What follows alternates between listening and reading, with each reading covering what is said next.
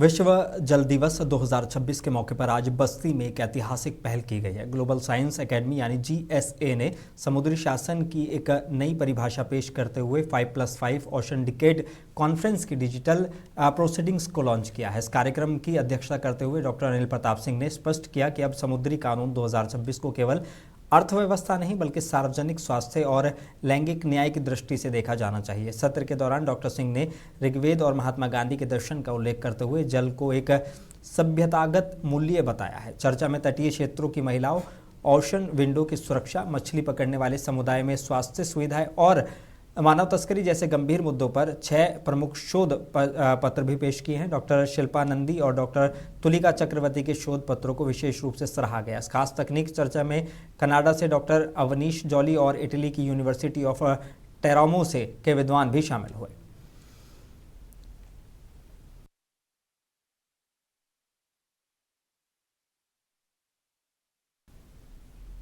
देहरादून के parade ground में मुख्यमंत्री पुष्कर सिंह धामी ने सरकार के 4 साल पूरे होने पर आयोजित 4 साल बेमिसाल कार्यक्रम को संबोधित किया। इस मौके पर कई विकास परियोजनाओं का लोकार्पण और शिलान्यास भी किया गया। सीएम ने कहा कि 4 साल पहले लिए गए संकल्प अब तेजी से पूरे हो रहे हैं। उन्होंने बताया कि उत्तराखंड को सतत विकास, स्टार्टअप, इनोवेशन और फिल्म फ्रेंडली स्टेट जैसे कई राष्ट्रीय सूचकांकों में बेहतर स्थान मिला है, जो सरकार के कामकाज का प्रमाण है।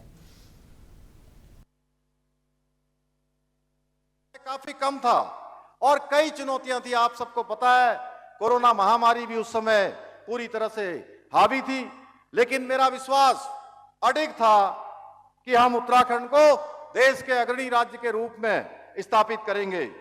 जब आदरणीय प्रधानमंत्री श्री नरेंद्र मोदी जी ने वर्ष 2021 में बाबा केदार के धाम से कहा था कि 21वीं सदी का यह तीसरा दशक उत्तराखंड का दशक होगा, तो उनके मुख से निकले हुए ये शिवमयी शब्द, इनको चरितार्थ करना हमारी सरकार ने अपना धर्म बना लिया, अपना संकल्प बना लिया और निरंतर हम उस दिशा में प्रयास करने लगे। और जब प्रदेश की जनता ने हमारी सरकार पर विश्वास करते हुए वर्ष 2022 में हमें फिर से सेवा करने का अवसर प्रदान किया, तो हमने अपने संकल्प को सिद्धि तक पहुंचाने के लिए पहले दिन से ही दोगुनी ऊर्जा से कार्य प्रारंभ कर दिया। आदरणीय प्रधानमंत्री जी के कुशल नेतृत्व और मार्गदर्शन में हमने बीते 4 वर्षों में जहां राज्य में सड़क, शिक्षा, स्वास्थ्य, रेल, हवाई कनेक्टिविटी सहित सभी महत्वपूर्ण क्षेत्रों में। वाराणसी में वरिष्ठ अधिवक्ता हरिशंकर सिंह ने अधिवक्ताओं की सुरक्षा और सुविधाओं को लेकर बड़ा मुद्दा उठाया। उन्होंने मांग की है कि टोल प्लाजा पर अधिवक्ताओं के लिए टोल टैक्स पूरी तरह निःशुल्क किया जाए। बार काउंसिल चुनाव में उम्मीदवार हरिशंकर सिंह ने कहा कि चुनाव के बाद वो केंद्रीय मंत्री नितिन गडकरी से मिलकर ये मांग रखेंगे। उन्होंने अधिवक्ता समाज के योगदान का भी जिक्र किया है।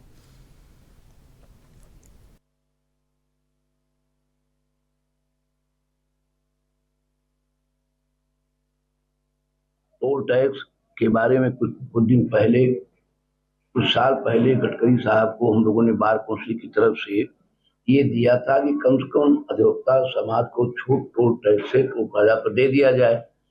ये हुआ कि आश्वासन दिया गया कि करेंगे, नहीं किए। जब नहीं किए तो विवाद अभी सोनभद्र में हमारे जिला में हो गया, आपके जो है ये हैदरगढ़ में हो गया, जो आसपास है। वाराणसी के यूपी कॉलेज में घटना के बाद माहौल अभी भी तनावपूर्ण बना हुआ है। छात्र साथी कॉलेज गेट पर धरने पर बैठे हैं, जबकि परिसर में भारी पुलिस बल तैनात है। पुलिस का कहना है कि आरोपी को गिरफ्तार कर लिया गया है और स्थिति को शांत करने की कोशिश जारी है। इस बीच मुंसिफ टीवी के रिपोर्टर पंकज तिवारी ने छात्र नेताओं से खास बातचीत कर उनका पक्ष जाना। वाराणसी के यूपी कॉलेज में सूर्या की हत्या को लेकर किसका भैया लगातार कल वाले का छात्र नेता धरने पर बैठे हुए हैं। बता दें कि उस माँ की चीख रही है और उस माँ की पुकार रही, जहाँ सरस्वती की पूजा की जाती थी, वंदना की जाती है, वहीं पर यूपी कॉलेज में हत्या कर दी जाती है। उस हत्या पर छात्र नेता, वह छात्र जो कंधे से कंधा मिलाकर चलते थे, वह बीच में नहीं रहा। सूर्या बीच में नहीं है, मगर उस छात्र के लिए क्या मांगे हैं, उस मांग को लेकर अड़े हुए हैं। मैं उनसे बातचीत करना चाहूंगा, क्या कहना चाहेंगे? बहुत ही कमजोर परिवार, किसी निजी विद्यालय में वो गाड़ी चलाते हैं उसके पिताजी, तो उसके परिवार को, उसके भविष्य में उसके परिवार को एक लाठी मिले, एक सहारा मिले, इसके लिए उनके 1 करोड़ रुपए का जिला प्रशासन और उत्तर प्रदेश सरकार 1 करोड़ रुपए की मदद करे, उसके परिवार में एक सरकारी नौकरी दे, और जो लोग भी इसमें इन्वॉल्व हैं उसकी सुनवाई फास्ट ट्रैक कोर्ट में हो। पुलिस के लिए विचारणीय बिंदु है कि एक 22 वर्ष आजमगढ़ के मुबारकपुर में इमामबाड़ा बागे जहरा में की संग बुनियाद के दौरान लोगों की बड़ी भीड़ जुटी है, जहां नारों से माहौल गूंज उठा। कार्यक्रम में मौलाना यासूब अब्बास समेत कई उलेमा ने तकरीर की और मुल्क में अमन चैन की दुआ की। साथ ही उन्होंने लोगों से अपील की कि किसी भी कार्यक्रम से पहले प्रशासन से अनुमति लें और विवाद से बचें।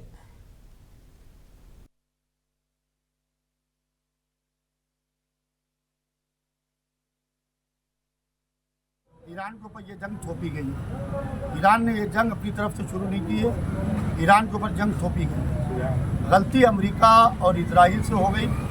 वो ईरान के को समझा ये वेनेजुएला है, जैसे वेनेजुएला के प्रेसिडेंट को उठा लाए और निज़ाम बदल दिया, वैसे हम खामनाई साहब को शहीद करके वहाँ का भी निज़ाम बदल देंगे।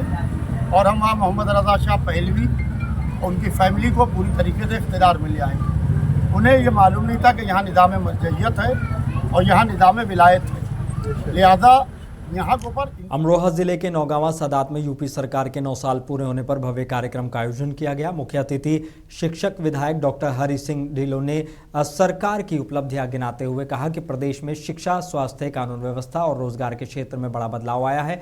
कार्यक्रम में विभिन्न विभागों के स्टॉल भी लगाए गए, जहां लोगों को योजनाओं की जानकारी दी गई। इस मौके पर अधिकारी और बड़ी संख्या में स्थानीय लोग मौजूद रहे।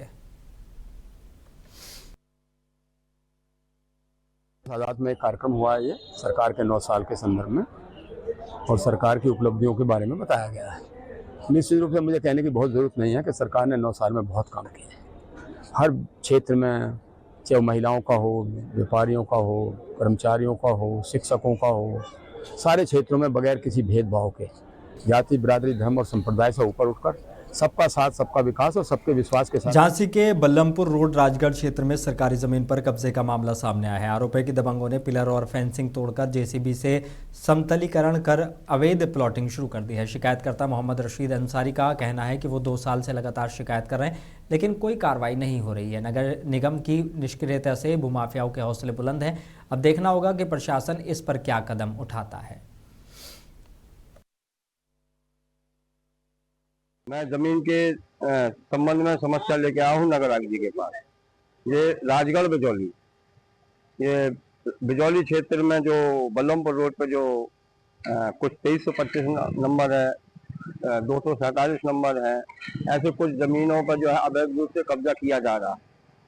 मैं ये चाहता हूँ कि शासन से उस जमीनों पर गौर किया जाए और भूमाफियों से उस जमीन को बचाया जाए। पूर्व में भी कब्जा किया था, पूर्व में इसमें कब्जा किया था। यहाँ पर जो सतना किल्लत ने आम लोगों की मुश्किलें बढ़ा दी हैं। बबीना की गैस एजेंसी के बाहर सुबह से लंबी कतारें हैं, जहां लोग घंटों इंतजार कर रहे हैं। कई लोगों का कहना है कि सुबह 5 बजे से लाइन में खड़े होने के बावजूद सिलेंडर मिलने की गारंटी नहीं है। बढ़ती कीमतों और कमी के कारण घर का बजट बिगड़ रहा है और आम आदमी की रसोई पर सीधा असर पड़ रहा है।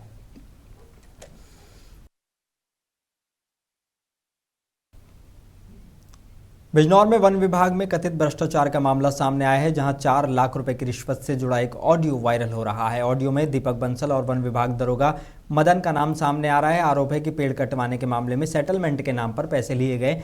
मामले में रेंजर महेश गौतम समेत अन्य अधिकारियों पर सवाल उठे हैं। डीएफओ ने जांच के आदेश दिए हैं।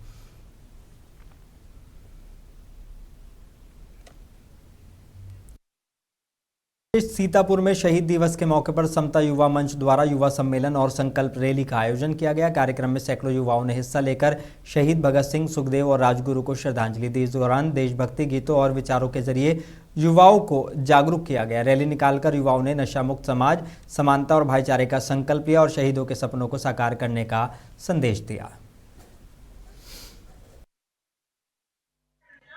जी, तो आज समता युवा मंच द्वारा सीतापुर मुख्यालय पर हम लोग इकट्ठा हुए हैं और ये समता युवा मंच एक संगठन है हम युवाओं का, जिसमें युवा और युवतियाँ ज़्यादातर ग्रामीण क्षेत्रों से हैं, जिसमें दलित, पिछड़े वर्ग से साथी जुड़े हुए हैं। और आज 23 मार्च है, आज शहीद दिवस है। आप सभी जानते होंगे कि भगत सिंह, सुखदेव, राजगुरु जो हमारे नौजवान थे, जो हमारे देश की आज़ादी में एक महत्वपूर्ण भूमिका निभाकर शहीद हुए। आज जिनकी वजह से हम लोग आज़ाद हैं, जिनकी वजह से हम लोग इस देश में उनके विचारों को आगे बढ़ाने के लिए काम कर रहे हैं। उसी के उपलक्ष्य में आज यह समता युवा मंच के द्वारा युवा सम्मेलन का आयोजन किया जा रहा है, जिसमें 9 ब्लॉकों से हमारे युवा और युवतियां साथी उपस्थित हो चुके हैं और सत्र चल रहे हैं। अंदर आप देखेंगे और आज हम श्याम गेस्ट हाउस में हैं और यहाँ से निकलकर नवीन चौक होते हुए हरदोई चुंगी से होते हुए लाल बाग होते हुए शहीद पार्क जाएंगे और वहाँ अपने शहीदों को